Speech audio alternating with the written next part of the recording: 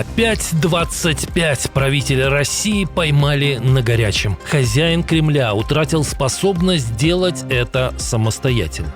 Партизаны на родине Путина. Атака без единого дрона. Гигантский пожар в Санкт-Петербурге. Спасать уже нечего.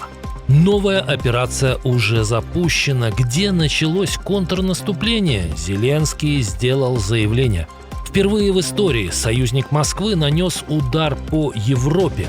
Страна НАТО заявила о нападении. Президент объявил беспрецедентные ответные меры. Конфликт вышел из-под контроля. Об этих и других событиях к вечеру воскресенья 23 августа. Вечер воскресный, но событий хоть отбавляй. В эфире «Нехта», с вами Олесь Корниенко. Короче, какой-то пожар, но это сказали вроде не озон. Пиздец, страна разваливалась, мы трэпим. Гигантский пожар на малой родине Путина. В Санкт-Петербурге вспыхнул огромный складской комплекс. Пожар охватил десятки тысяч квадратных метров в Пушкинском районе, где сосредоточены предприятия тяжелого машиностроения, металлургии и производства оборудования для энергетической и атомной отраслей. На тушение бросили около 200 пожарных и десятки единиц техники.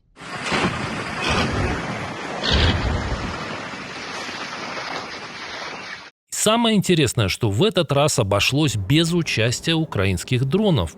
Кто-нибудь объяснить, что происходит на этот раз? Это что такое?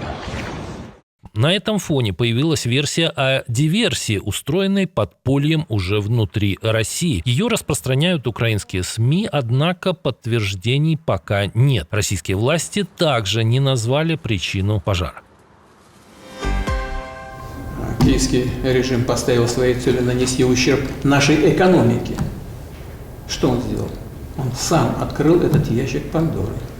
Путин снова дал интервью своему любимому пропагандисту Павлу Зарубину и снова перевернул все с ног на голову. Опять агрессор якобы вынужден отвечать.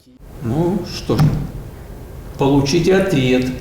Но самое интересное, что весь этот бред хозяин Кремля читал с телеподсказки. На это обратил внимание российский журналист Илья Шепелин.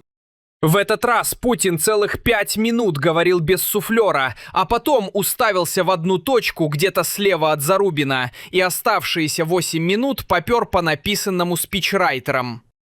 При этом в новом видео кремлевские монтажеры уже не использовали ракурс, на котором особенно хорошо было видно, что Путин смотрит не на Зарубина, а куда-то мимо. Но полностью скрыть это все равно не получилось. Путин сбивался, покашливал и продолжал читать текст из невидимой для зрителя точки. Похоже, повторять свои мантры ему становится все сложнее.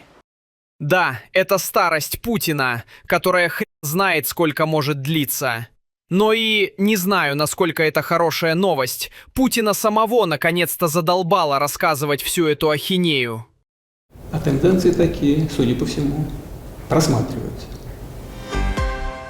Украина заявляет, что почти полностью освободила Днепропетровскую область. По словам Владимира Зеленского, под российской оккупацией остался лишь небольшой ее участок. Такой итог он озвучил после доклада главкома ВСУ Михаила Драпатова.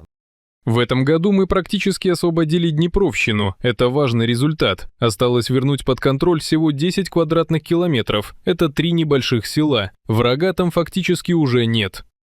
Зеленский также сообщил, что украинские силы уже проводят еще одну операцию на другом участке фронта, результаты которой ожидаются до конца августа. Кроме того, президент озвучил новые цифры освобожденной территории. На данный момент с начала года оккупировано 990 квадратных километров, а контроль мы восстановили над 820 квадратными километрами. Еще 12 августа главком ВСУ Драпатай называл более скромную цифру. 745 квадратных километров. Владимир Зеленский высказал надежду, что к концу года Украина сможет освободить столько же своей территории, сколько удается захватывать россиянам. Второй. Пошел. Ваши комментарии в студию. А вот в Оренбурге по складу ударили уже дроны. Под прицелом снова оказался Озон. Утром беспилотники атаковали логистический комплекс компании в Оренбурге. По данным местных властей, на территорию склада упали пресловутые обломки дронов, они же и вызвали возгорание. Из здания эвакуировали более 300 сотрудников, а сам Marketplace временно остановил прием новых поставок и скрыл часть товаров с витрины. Это уже второй удар по инфраструктуре Озона. Накануне беспилотник попал в распределительный центр компании в Чапаевске Самарской области. Смотри. До этого основной целью среди российских маркетплейсов был Wildberries. Очередной шпионский скандал в Европе, причем на этот раз у него не только русский акцент. Чехи подтвердили, что в интересах военной разведки РФ тут много лет работала журналистка из Беларуси Наталья Судленкова. Пражский городской суд отклонил ее жалобу на включение в санкционный список. По данным чешских спецслужб, Судленкова получала задания и деньги от сотрудника Главного управления российского генштаба, более известного под старой аббревиатурой ГРУ. Также фигурантка получала финансирование от структуры, связанной с Алишером Усмановым. И это не первый уроженец Беларуси, который оказался в центре похожей истории. Леонид Свиридов, родившийся в Беларуси и много лет работавший корреспондентом российских СМИ, еще в 2000-х попал под подозрение в Чехии. Позже, уже в Польше, у него аннулировали журналистскую аккредитацию и вид на жительство, а Варшава заявляла, что он представлял угрозу безопасности страны. Сам Свиридов обвинения в шпионаже отрицал, но после выдворения из Польши в 2015 году Свиридов сразу получил теплое место в структурах кремлевской пропаганды. Правда, внезапно умер в 2025 в возрасте 59 лет, но до последнего продолжал работать в интересах Москвы. Я бы отдал бы Львов полякам, и пусть они этим и занимаются, да. Иран и США продолжают обмениваться выпадами. Нового соглашения о временном перемирии по-прежнему нет, но нефть через Ормузский пролив снова пошла. Причем не просто пошла, а буквально хлынула. Как сообщает Axios со ссылкой на американских чиновников, через пролив в обоих направлениях за одни сутки прошли около 40 танкеров. По данным журналиста Барака Равида, за один вечер из Персидского залива вывезли около 16 миллионов баррелей нефти. Ранее Тегеран разрешил проход нескольким иракским танкерам после просьб Багдада. А по данным Axios и The New York Times, США в свою очередь создали в Ормузском проливе тайный судоходный коридор. И еще в середине недели через него проходили 15-20 танкеров, а экспорт достигал примерно 10 миллионов баррелей в сутки. Теперь поток, похоже, вырос еще сильнее. Тем временем режим Аятол нашел себе нового врага. Иранцы ударили по Великобритании. Правда, атака была не боевой, а хакерской. Но эффект был похожим. Иранские взломщики впервые смогли фактически выключить энергетический объект в Объединенном Королевстве. Как пишет The Telegraph, связанная с Исламской Республикой группировкой провела кибератаку на небольшую электростанцию, после чего та не работала 4 дня. Какой именно объект пострадал, британские власти не раскрывают. На энергоснабжении страны это не отразилось, потому что станция была небольшой, но смысл атаки, похоже, был не в масштабе ущерба. Британские спецслужбы считают, что хакеры, связанные с КСИР, хотели показать, что способны проникать в системы критической инфраструктуры и останавливать их работу. То есть Тегеран напоминает Лондону: война может идти не только ракетами и дронами, но и через клавиатуру. Как и его иранские враги, Дональд Трамп тоже уже увлечен другой войной, на этот раз торговой, с ближайшим соседом и давним партнером. Канада хочет получать все выгоды, которые дает статус штата, не являясь им. Кроме того, в течение многих лет они облагали наших фермеров огромными пошлинами. Так больше не будет. Публикация Трампа появилась после того, как торговые переговоры между двумя соседними странами провалились. Премьер-министр Канады Марк Карни заявил, что его страна введет пошлины на некоторые американские товары. На нас напали. Как на войне, когда на тебя нападают. На нас напали.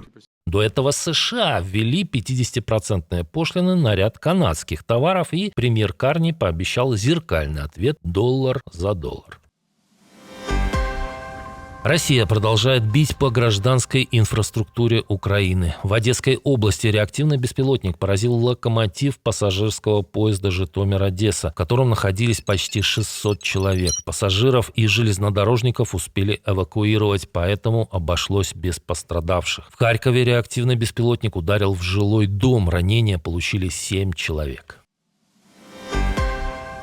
Джон, как будто войны нет, на тебя никакого влияния не производят эти войны и проблемы. Джон Коул анонсировал освобождение еще одной группы белорусских политзаключенных. В интервью «Нью-Йорк Таймс» спецпосланник Дональда Трампа заявил, что ожидает в ближайшее время крупного обмена. По его словам, с начала американо-белорусских переговоров удалось освободить уже более 500 человек. При этом за решеткой у Лукашенко остаются как минимум 878 заложников, и это только те, о которых известно правозащитникам. Обычно перед очередным освобождением Коул лично приезжает к Лукашенко, но когда состоится новый визит, пока неизвестно. А хозяин Беларуси тем временем принимает гостей совсем другого типа. На днях к нему приезжал лидер военной хунты Мьянмы Мин Аун Хлайн, чьи войска сейчас сжигают деревни под будущую специальную экономическую зону с российскими инвестициями. Правда, и тут Лукашенко продемонстрировал, что 32 года правления так и не научили его элементарным приемам дипломатии. Хозяин с порога наговорил гостю сомнительных комплиментов. У вас такая одежда, у меня такой нет. Абсолютно европейский человек, а не азиатский. А в Слуцке тем временем принимали бородачей из Талибана. Им показывали мясную и молочную продукцию, а заодно и женщин без паранджи. Судя по опубликованным кадрам, гости из Афганистана не были особо этому рады. Правда, реакция белорусов оказалась еще более негативной и настолько бурной, что газета «Слуцкий край» потом удалила этот фоторепортаж из своих соцсетей. В Пекине продолжаются всемирные игры человекоподобных роботов, и теперь железяки уже добрались до человеческих рекордов. Робот команды Тяньчжоу пробежал 100 метров за 9,39 секунды. Это быстрее легендарных 9,58 секунды у Усейна Болта, который держится с чемпионата мира в Берлине, состоявшегося еще в 2009 году. Еще год назад лучший результат роботов на 100-метровке составлял 21,5 секунды. Причем робот Тяньгун Ультра только бегом не ограничился. В прыжке в высоту с места машина показала 2,88 метра, также превзойдя человеческий рекорд. Спасибо, что выбрали Нехта. Спасибо за лайки и комментарии. Увидимся утром.